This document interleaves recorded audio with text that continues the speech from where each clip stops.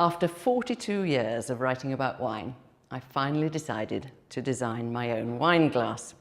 And the most important thing is that it must be made of the thinnest possible glass, the sort of thing you can only get from really skilled glass blowers.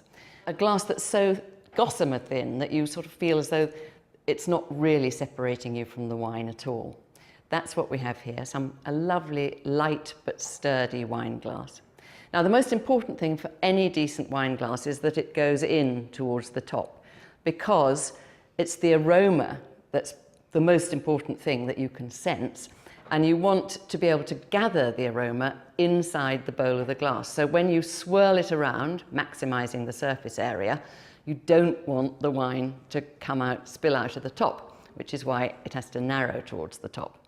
But on the other hand, you don't want it so narrow that someone with a great big nose can't actually smell the wine. So I think this is pretty optimal myself. Then you want the width of the bowl, obviously, to be a bit broader than the rim.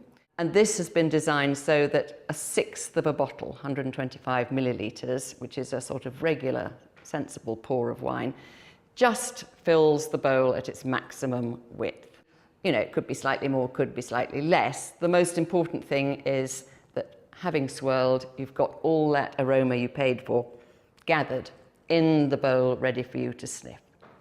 Now, if you are a wine professional, you probably like to swirl the wine holding onto a stem so that you don't affect the temperature of the wine, the all-important temperature.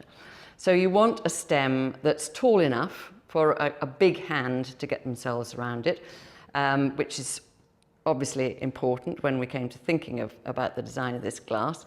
On the other hand, we were adamant that however thin this glass is, and I'm lazy when it comes to washing glasses, completely crucial that the glass is dishwasher proof. So we went to lots of trouble to make sure that this is not too tall for the average dishwasher. So that was a lot of consideration of the height of the stem, the total height of the glass. But the stem can, if it's too narrow, can be very, very fragile and is often where glasses break. So we've taken special trouble to make sure that these stems are relatively sturdy. Then the base is just the same width as the bowl and looks pretty smart, I think. Perhaps the biggest distinguishing mark of my wine glass is that I genuinely believe it is suitable for every single sort of wine. There is absolutely no point in having different sizes and shapes for a red wine versus a white wine, or versus a rosé. They're all subtle wines that are equally nuanced, and honestly, as someone who doesn't have unlimited shelf space, I don't want to be cluttering up my shelves with myriad different models that sometimes I can't tell the difference between. So here is one glass size and shape suitable for all colours of wine. Also, all sorts of wine. The people I really respect who make champagne or sherry or port, they are all crying out to have their wines served and appreciated as fine wines, not corralled into funny shapes like tall and thin or saucer-shaped, or in a case of sherry, for instance, put into tiny, tiny little schooners.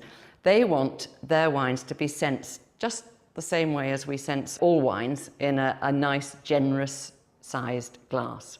So I've tried pretty much every sort of wine I can think of in this glass, and I can assure you that I find them really flattered and giving me an immense amount of pleasure.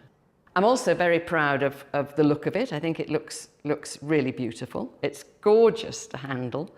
I'm proud of the packaging, which I know is not only looks nice, but is very sturdy. And this lovely object continues to give me a huge amount of pleasure, and I hope it will give you pleasure too.